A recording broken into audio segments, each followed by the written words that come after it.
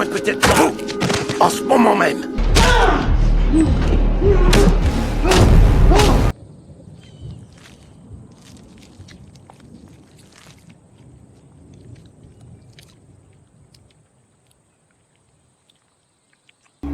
Alors ce sera Nantes.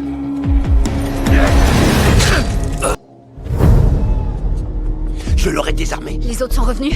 Non. La saison 6 de The Walking Dead abrite de très bons épisodes tels que l'épisode 16 de la saison 6 sur l'immense finale des Sauveurs avec la défaite du groupe de Rick avec l'entrée de Negan, l'épisode 15 de la saison 6 avec une Carol qui tombe sur des Sauveurs voulant entrer dans sa ville. Elle devra retrousser ses manches, sans mauvais jeu de mots, pour y venir à bout. Ou encore l'épisode 9, No Way Out, avec un épisode explosif pour combattre les rôdeurs, avec un combat de groupe, le grand Carl se recevant une balle. Même Morgan aura son épisode avec son mentor d'Aikido. Aujourd'hui, intéressons-nous à l'épisode 2 de la 6ème saison, intitulé JSS. Cette vidéo fait suite à l'histoire des Wolves, sorti précédemment. JSS est l'épisode des loups d'une violence extrême à Alexandria, attaquant, vandalisant et assassinant les habitants sans pitié. Deux protagonistes sont éminemment mis en avant. Morgan Jones, par son approche passée dans la forêt avec deux d'entre eux, dont Owen et sa force imparable au bâton, et Carol Pelletier pour son dépassement de soi et son camouflage en wolf pour vaincre l'ennemi en étant l'ennemi. D'une tension progressive amenant chaos et brutalité par cette vision sanglante d'Alexandria, par la menace extérieure des loups, Carol, Morgan et les autres prendront l'événement à bras le corps et tenteront d'éradiquer ces belligérants. Réalisé par Jennifer Lynch et scénarisé par Seth Hoffman, retraçons JSS. Réunissant pour une première diffusion un total de 12,18 millions de téléspectateurs, malgré l'absence de Rick, Michonne et Daryl, l'épisode expose deux véritables forces, Carol en guerrière et Morgan en mentor.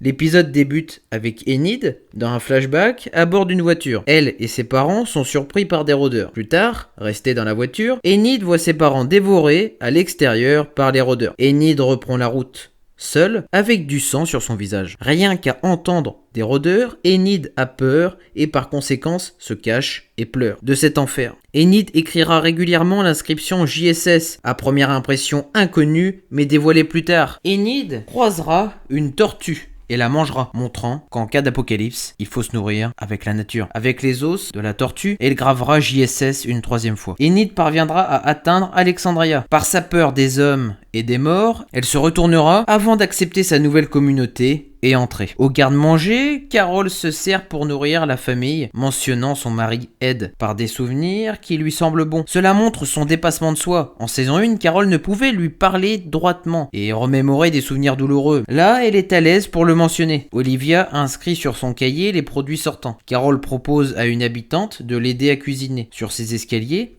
le petit Sam attendait Carol. Elle lui rappelle que son père était mauvais en le frappant et il est mort. Dans la famille Anderson, la mère veut couper les cheveux de Ron, son fils, voulant par la même occasion lui parler de la mort de son père. Ron en veut à Rick, qui est devenu l'ami de sa mère. Dehors, Maggie aide Deanna pour les travaux à faire. Eugène, Rosita et Denise évoquent le passé de la jeune femme pour ses compétences médicales. En se promenant en poussette, Carl aperçoit Ron assis aux côtés d'Enid. En partant, Gabriel lui parle en voulant l'aider en retour. Carl accepte en lui donnant rendez-vous à 15h pour la machette. En cuisine, Carol met un plat au four, actionne son minuteur et observe par la fenêtre le début du massacre perpétué par un mystérieux groupe au sein d'Alexandria, les Wolves. Les flammes commencent à dévorer les murs et les habitants se font trucider dans une violence sans précédent. Carl prend sa mitrailleuse et avertit Carol des événements. La mère de Sam part mais est surprise par des Wolves dans sa maison. Elle remonte avec son fils armé de cocktails Molotov, de couteaux et de leur rage, les Wolves font un massacre. Enid va chez Carl, lui remettant les clés. Enid veut partir et présente ses adieux à Carl. Ce dernier refuse en vue de la gravité des événements et la somme de protéger Judith avec lui.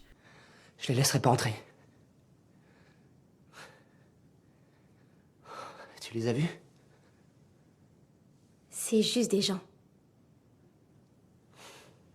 Assis dos à dos, Enid prétend que l'endroit est trop grand pour être défendu. Dans leur massacre, les Wolves gravent un W en sang sur leur front pour le cadavre des habitants. Carol parvient à tuer un Wolf venant de blesser une femme. Carol lui ferme la bouche pour qu'elle se taise et l'achève pour éviter le bruit. Spencer aperçoit par sa mitrailleuse, en hauteur, les loups omniprésents semant le trouble. Il aperçoit Rosita venir en aide à des blessés quand tout à coup, un camion fonçant sur la ville d'Alexandria percute les grilles, actionnant un fort klaxon en continu. Spencer fait son maximum pour le stopper. Holly étant blessée, Denise a du travail à l'infirmerie. Morgan débarque pour stopper le klaxon et se met au courant des événements. Morgan s'y rend seul, affrontant un Wolf avec sa hache. Ne voulant partir, il est poignardé au ventre par une personne vêtue de noir masquée à capuche. S'agissant de Carol, Morgan prétend qu'il aurait pu le désarmer. Carol se grave un W au front, indiquant sa posture de loup en apparence. Agissant ainsi, Carol marque l'épisode par une énergie de vaincre le mal par le mal, se camouflant tel des ennemis. Carol se rend utile au groupe en tant que leader pour les futurs événements de l'épisode. Carol se rend à l'armurerie et Morgan la suit. Diana, ne sachant se servir d'une arme, dit à Maggie d'y aller seule. Maggie fonce, laissant les Monroe au camion. Denise se décourage pour sauver les blessés par peur. Tara et Eugène lui redonnent confiance. Dehors, Ron se fait courser par un loup. L'ennemi est abattu par Carl, sauvant Ron dans la foulée. Ron rejoint Carl et Enid dans la maison. La mère Anderson laisse son fils seul pour abattre le Wolf à l'intérieur. À l'aide d'une paire de ciseaux, elle y vient à bout d'une violence monstrueuse. Ron revient et ne reconnaît pas sa mère, s'étant transformé en monstre. Carol fait semblant d'avoir Morgan en prisonnier quand soudain Morgan vient en aide à des habitants. Carol abat deux Wolf avec son arme et rentre dans un couloir s'agissant de l'armurerie et se fait pourchasser par des Wolves. Gabriel étant en danger de mort est secouru par Morgan. À l'armurerie, Carol saisit une mitrailleuse et abat la louve, en blesse un autre, avant de l'achever au couteau. Carol tombe sur Denise, au placard, et saisit un sac en le remplissant d'armes. Elle charge Denise de tirer sur un loup s'il devait entrer. Morgan attache un loup, renonçant à tuer. Gabriel, surpris par le talent, demande à Morgan où il a appris à faire cela. Morgan répondra que c'était chez une personne faisant du fromage. Le Wolf se réveille et prétend qu'il vient avec ses confrères les libérer, pensant qu'ils sont prisonniers. Carol l'abat sans poser de questions, donnant l'arme à Gabriel et une autre à Morgan. Maggie, de retour, Carol fonce la voir. Gabriel et Morgan n'étant pas arme à feu, Morgan cède son arme à Gabriel. Lui-même mal à l'aise, il n'aime pas les armes. Rosita et Aaron parviennent à abattre les Wolves près d'une maison. Un loup s'acharnant sur un cadavre, Carol l'abat par derrière d'une balle dans la tête, dans une scène inoubliable.